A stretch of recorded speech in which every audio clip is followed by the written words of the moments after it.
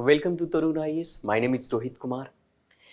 आज का जो एडिटोरियल है, आज हम चर्चा करने वाले हैं एक प्रमुख और सबसे विशेष एडिटोरियल इकोनॉमिक से रिलेटेड है। इकोनॉमी, और ये आपके प्रीलिम्स और मेंस में भी आपके प्रश्न के तौर पर ये बन सकता है। तो ये जो आप देख रहे हैं, आप इस बोर्ड पर, डिजिटल बोर्ड पर आप देख रहे हैं कि तमिलनाडु से संबंधित बात है। और आज तमिलनाडु की सरकार ने उन्होंने अपना टारगेट किया है कि जो तमिलनाडु की जो इकोनॉमी होगी वो 1 ट्रिलियन इकोनॉमी को टच करने की बात कही जा रही, कि हम 1 ट्रिलियन जो है इकोनॉमी हम लोग बनाने वाले हैं। एक तरीके से आप कह सकते हैं कि अर्थमेटिक डेटा है, ऐसा उन्होंने कैलकुलेशन किया है। लेकिन 1 ट्रिलियन इकोनॉमी के लिए क्या क्या करने पड़ेंगे, किन किन क्षेत्र में कितना उत्पादन करना पड़ेगा, ये भी इसमें मेंशन किया गया है। एक प्रिडिक्शन है। मैं आपको बता दूं कि राइटर हैं सी रंगराजन और KR आपसानमुखम। ये दोनों जो इन्होंने प्रिडिक्शन के बेस के आधार पर उन्होंने बताया है तमिलनाडु के बारे में कि अगर तमिलनाडु की अर्थव्यवस्था, इकोनॉमी अगर 1 ट्रिलियन अगर चाहती है तो तमिलनाडु में क्या क्या बदलाव किए जाने चाहिए, इन सभी चीजों पर चर्चा करने की बात कही जा रही। तो हम लोग पढ़ने जा रहे हैं, हम लोग समझेंगे एक एक करके जो इसमें आकलन किया गया है, उस आकलन के दौरान में उन चीजों में हम लोग पढ़ने वाले हैं। तो एक एक करके हम समझते हैं कि आखिर क्या कहता है।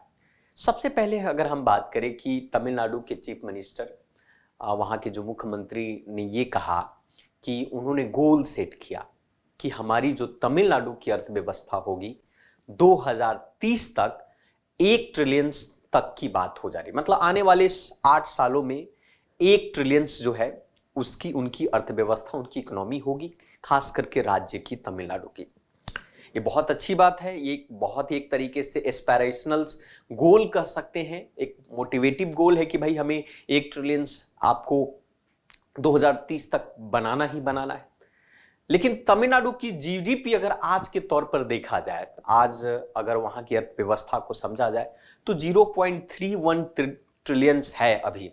तमिलनाडु की जो अभी इकोनॉमी है 0.31 ट्रिलियन है, मतलब 1/3 कह सकते हैं, 1/3 से भी कम कह सकते हैं। लेकिन 1 ट्रिलियन का उनका गोल है। तो इतनी बड़ी जो अर्थव्यवस्था, 1 ट्रिलियन की जो अर्थव्यवस्था, जो ट्रिपल टाइम्स जो साइज की अर्थव्यवस्था बनाने के लिए तमिलनाडु को क्या क्या करना पड़ेगा और किस ग्रोथ रेट के साथ आगे बढ़ना पड़ेगा, इसी पर हम चर्चा करने वाले हैं। सी रंगराजन साहब जो है इनके बारे में बताते हैं। उन्होंने एक अर्थमेटिक कैलकुलेशन किया है कि क्या क्या किया जा सकता है ना। बहुत अच्छी बात है। हर राज्य अगर इस तरीके का टारगेट रखे तो बेहतर है कि भारत की अर्थव्यवस्था ऑटोमेटिक बढ़ेगी। जैसे कि भारत ने स्वप्न देखा है कि भाई 5 ट्रिलियन इकोनॉमी वाला देश बनना चाहता है। फिलहाल भारत की जो अर्थव्यवस्था है जो 2.9 ट्रिलियन के आसपास, मतलब अप्रॉक्सीमेटली 3 ट्रिलियन है। पूरी भारत की ही अर्थव्यवस्था 3 ट्रिलियन है।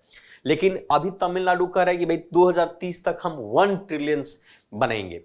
महाराष्ट्र भी ये बात कही थी, है ना। तो ऐसे ऐसे अगर देखा जाए तो 29 राज्य हैं, अप्रॉक्सीमेटली सबने हाफ हाफ कन्वर्ट किया तो भारत 15 ट्रिलियन 20 ट्रिलियन तो बन ही जाएगा। क्योंकि और केंद्र शासित प्रदेश भी हैं साथ साथ में, 28 राज्य और केंद्र शासित प्रदेश।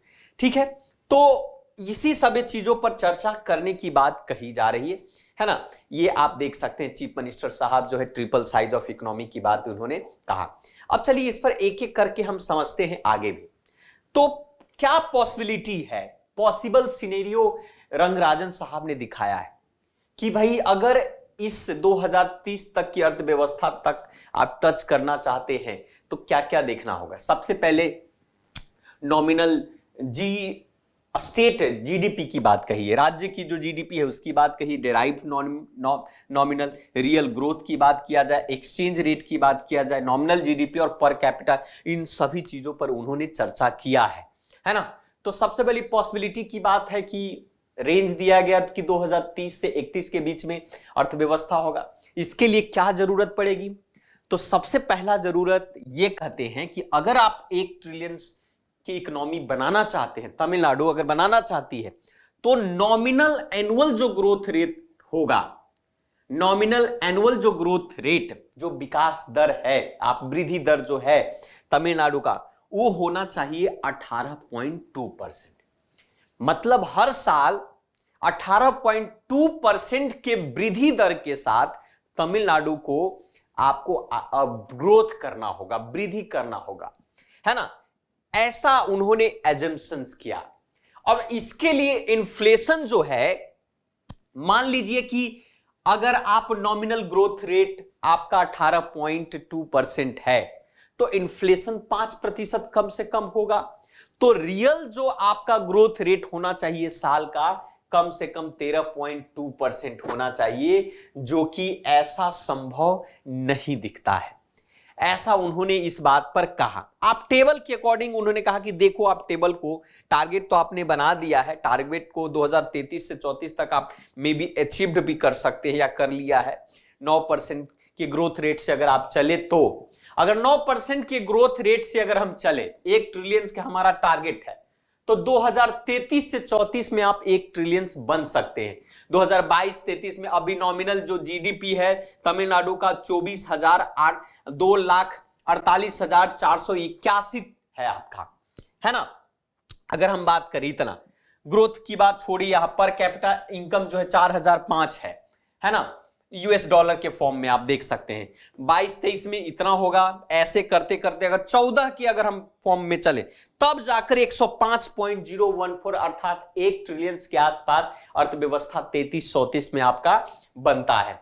इस सिनेरियो से अगर चलेंगे, अर्थात कि तमिलनाडु को 1 ट्रिलियन तक पहुंचने के लिए कम से कम 9% के वृद्धि दर के साथ विकास करना होगा। अब इसके लिए डिफरेंट सेक्टर में उनको बदलाव और चेंज करने की जरूरत पड़ेगी। इतना आसान तो है नहीं। अब यहां पर ये कहते हैं कि मान लिया कि आप ठीक है 9% के साथ भी आप चल रहे हो, अगर एक्सचेंज रेट की बात करो, मुद्रा जिस प्रकार से भारत में डिप्रेसिएट हो रहा है, मूल्यह्रास हो रहा है, उसका प्रेजेंट लेवल की अगर बात करो तो डॉलर का जो मूल्य उस वक्त आप देखेंगे तो 100.38, मतलब 100 रुपया में $1 मिलेगा। मतलब 2% पर एनम के साथ हमारा रुपया भी डिप्रिसिएट होगा आपका। तो नॉमिनल जो ग्रोथ रेट है, अब इसके हिसाब से 14% पर जाएगा आपका नॉमिनल, है ना। 5% कम कर दो आप, 5% मानो कि इन्फ्लेशन है, इन मुद्रास्फीति है। नॉमिनल और रियल में अंतर होता है, रियल बेस के आधार पर लिए जाते हैं और आपका जो नॉमिनल होता है प्रीवियस ईयर के बेस के आधार पर देख सकते हैं। तो रियल रेट आपका 9% की बात की जा रही है। हायर एक्सचेंज रेट जो है उसके कारण से मुद्रा जो है डिप्रिसिएशन भी बहुत तेजी से होगा, है ना। पर कैपिटा इनकम जो राज्य का है उस वक्त होना चाहिए $13,400 आपका होना चाहिए, तब जाकर higher than 13,205 per capita income, तब जाके उस 2033-34 में आपकी अर्थव्यवस्था 1 ट्रिलियन के आसपास हो सकती है। अब साथ साथ में और भी बहुत सारे एग्जामिन करने की बात इसमें कही गई कि उदाहरण के तौर पर उन्होंने कहा कि ठीक है थोड़ा पीछे का डेटा भी देख लेते हैं। जैसे 2005 और 6 की बात करते हैं। 2005-6 से 2011-12 में तमिलनाडु उस वक्त जो है स्ट्रॉन्ग रियल ग्रोथ परफॉर्मेंस पर चल रहा था। उस वक्त 10.3% पर एनम, है ना। आपको पूरी भारत का जो ग्रोथ रेट 8.2 था और तमिलनाडु का 10.3 था। उस वक्त के बात किया जा रहा है 5 से लेकर 6 से लेकर 11 के बीच में जब सरकार रही था। फिर भी उस वक्त जो एवरेज एनुअल ग्रोथ था वो डिक्लाइन किया और 6.43 पर फिर से, और भारत नीचे गिरा। 12-13 से लेकर 21-22 तक में भारत की ही ग्रोथ 5.48 रही है ना। तो इसके मतलब से ये है कि ग्रोथ रेट 9% पर एनम अगर आप कहें एक्सटेंड करना तो ये आसान नहीं है। ये बहुत बड़ी एक ख्याली पुलाव बनाने जैसी स्थिति आप कह सकते हैं कि इतना आप रियल ग्रोथ रेट 9% से हर साल लगातार बढ़ना जो है ये संभव नहीं है, ऐसे सी रंगराजन जी कह रहे हैं, है ना। रियल ग्रोथ रेट 8% टारगेट के साथ भी आप चलेंगे तो भी आपको 34-35 लगेगा कि मान लिया 9% नहीं, हम 8% कर ले तो आपका जो है 3435 में जाकर 2034 से 35 में जाकर वर्ल्ड 1 ट्रिलियन के जो सपने हैं वो पूरे होंगे। तो कहने का मतलब ये तरीके से दिमाग में इस प्रकार से सिनेरियो आपकी बनने चाहिए, तभी आप कोई टारगेट इस तरीके की बना सकते हैं कि 1 ट्रिलियन। भारत तो भाई 5 ट्रिलियन का स्वप्न देख रहा है ना, और तो भी उनमें कितने तरह तरह की समस्याएं उत्पन्न हो गई। ठीक है, तो ये बात कही गई, कुछ स्ट्रैटेजी की बात कही कि ठीक है मान लेते हैं कि 1 ट्रिलियन आप बना लो, बहुत अच्छी बात है और होना भी चाहिए, ऐसा विजन होना चाहिए, लेकिन आपका स्ट्रैटेजी क्या है, कौन सा स्ट्रैटेजी अपनाओगे, कौन सा विधि अपनाओगे, कौन सा रूपरेखा अपनाओगे कि ताकि आप 1 ट्रिलियन तक आप पहुंच सकते हैं। तो इसके लिए आपको क्वांटिटेटिव इंप्लीकेशंस करना होगा तमिलनाडु के अंदर में 1 ट्रिलियन पहुंचने के लिए, है ना। सरकार को बहुत सारे स्टैक होल्डर वहां पर आना, बहुत सारे डेवलपमेंट की जरूरत है, बहुत सारे इन्वेस्टमेंट की जरूरत है। एग्रीकल्चर के क्षेत्र में राज्य को अग्रणी होना पड़ेगा। अब मान लिया एग्रीकल्चर की ही बात करो, एग्रीकल्चर के क्षेत्र में ही बात करो, तो एग्रीकल्चर के क्षेत्र में अगर हम बात करें तो वहां की जो कल्टीवेशंस है, अगर वाटर इंटेंसिव क्रॉप्स है आपका, shift toward the cultivations to highly remunerative, आपको ऐसे वहां पर फसल का प्रयोग करना होगा जो कि काफी कमर्शियल तौर पर हो, जिसका लागत बहुत ज्यादा मिले, है ना। तो ये करना होगा इस एग्रीकल्चर के क्षेत्र में आगे बढ़ने के लिए। फूड प्रोसेसिंग इंडस्ट्री की बात करें तो उसको जरूरत है कि उनका सबसे मेन जो होगा कि एक्सेसिव प्रोडक्शन करना होगा, है ना, तभी तो ये संभव हो कि भाई अधिक से अधिक प्रोडक्शन करे फूड में आपका। इंडस्ट्री और सर्विसेज के क्षेत्र में अगर देखा जाए तो इस क्षेत्र में आपका फार्मास्यूटिकल्स हुआ, लॉजिस्टिक हुआ, एडवांस इंफॉर्मेशन हुआ, टेक्नोलॉजी, इन सभी को वहां पर लाना होगा। इंफ्रास्ट्रक्चर की जरूरत पड़ेगी, पावर की जरूरत पड़ेगी। ये सब कुछ जब होगा तभी तो 1 ट्रिलियन के सपने को पूरा कर पाएंगे। ऐसा तो नहीं कि दिमाग में सपने सोच लिया और बोला कि भाई 2, 4, 5 नंबर ही तो है, बोलते जाओ, है ना। तो इन सारा तो स्ट्रैटेजी को आपको अपनाना होगा, तब जाकर शायद 2033-34 में यह सपना पूरा हो सकता है। Export can act as stimulus of growth. हम सभी को पता है कि किसी भी राष्ट्र को मजबूत करने में, डेवलप करने में एक्सपोर्ट का बहुत बड़ा हाथ है। भारत हमेशा जो बैलेंस ऑफ ट्रेड में डेफिसिट रहा है, क्योंकि भारत इंपोर्ट अधिक करता है और एक्सपोर्ट कम करता है। तो ऐसी स्थिति में एक्सपोर्ट जो है एक बहुत बड़ी एक स्टिमुलस ग्रोथ कर सकता है तेजी से। लेकिन करंटली अगर हम बात करें तमिलनाडु की, तो तमिलनाडु का ओवरऑल एक्सपोर्ट की बात करें तो 26 बिलियन है आपका डॉलर है, 26 बिलियन डॉलर के बराबर है। अब तमिलनाडु अगर एक्सपोर्ट को ग्रॉस स्टेट डोमेस्टिक प्रोडक्ट के परसेंटेज के फॉर्म में देखा जाए तो उनका टोटल का 8.87% आप मान सकते हैं कि Tamil Nadu export as a percent of GDP are 8.87। अब स्टेट ने ऐसा पॉलिसी आप बनाओ कि भाई आपका जो 26 बिलियन है, अब आपकी अर्थव्यवस्था अगर आप एक्सपोर्ट 100 बिलियन अगर आप करते हैं, है ना, आपको इस तरीके की पॉलिसी बनानी होगी कि 26 बिलियन से 100 बिलियन, क्योंकि भाई अभी 0.31% आपकी जीडीपी है, तो आप तिगुना चाहते हैं, 1 ट्रिलियन चाहते हैं, तो एक्सपोर्ट 26 है तो आपको 100 बिलियन तक एक्सपोर्ट करना होगा। मतलब यह होगा कि 1 ट्रिलियन बनने के लिए तमिलनाडु को अपने पूरा जीडीपी के 10% एक्सपोर्ट करना पड़ेगा, है ना। 100 रुपया के स्थान पर उसका 10 रुपया आपको एक्सपोर्ट करना पड़ेगा, तब तो यह संभव होगा। और उसके बावजूद भी उस 9% के ग्रोथ रेट को सस्टेन करने में शायद असंभव ही रह सकता है। इन्वेस्टमेंट रेट की बात करें तो 36% जीडीपी के फॉर्म में देखें। इंक्रीमेंट की बात करें, अगर आप इंक्रीमेंटल कैपिटल आउटपुट रेशियो की बात करें तो 4% से अधिक होना चाहिए।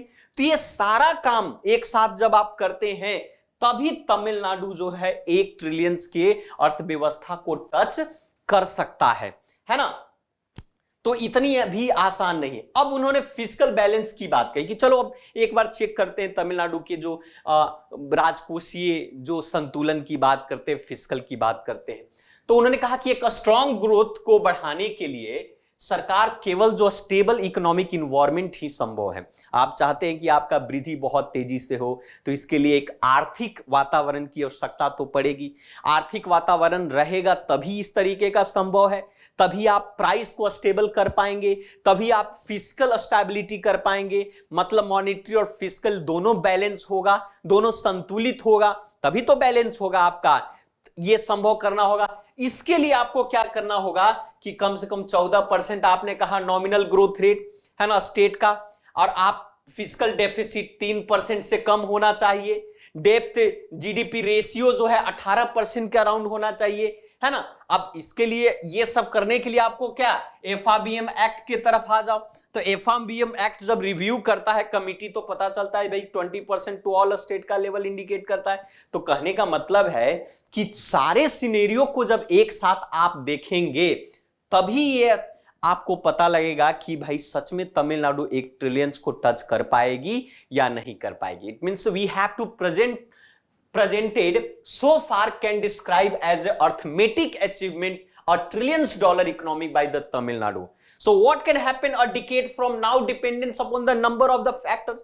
बहुत सारे फैक्टर, क्योंकि any projections over such a long period has to be a conditional, है ना। तो इसके लिए कम से कम 10 से 12 साल 14% एनुअल टर्नओवर 10 सालों तक करना होगा, तब जाकर 2030 से 34 के बीच में आपकी अर्थव्यवस्था 1 ट्रिलियन बन जाएगी। तो इसमें बहुत कुछ चीजें हैं, आपके मेंस के एग्जाम के संबंधित आप बहुत तरीके से आप लिख सकते हैं। सेम सिनेरियो सेम स्टेप आप भारत की अर्थव्यवस्था के लिए कर सकते हैं कि जैसे मान लिया कि भारत की जो गोल है कि 5 ट्रिलियन की अर्थव्यवस्था को बनाने का, तो आप ये जो एडिटोरियल में जो मेंशन किया गया लिखा गया उसमें एग्रीकल्चर के क्षेत्र में कैसे चेंज करें, मैन्युफैक्चरिंग सेक्टर में कैसे, सर्विस सेक्टर में कैसे, पॉलिसी में कैसे, मॉनेटरी पॉलिसी में कैसे, इन्वेस्टमेंट कैसे, एक्सपोर्ट कैसे, इंपोर्ट कितना रोका जाएगा, टैरिफ, हर सिनेरियो को हर मतलब 360 डिग्री एंगल से जब चीजों को आप सोचेंगे तब अर्थमेटिक कैलकुलेशन के बेस के आधार पर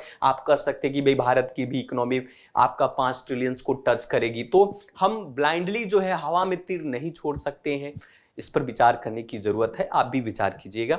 सो मिलते हैं फिर से दूसरे वीडियो में। आज के लिए इतना ही। So thank you very much, धन्यवाद।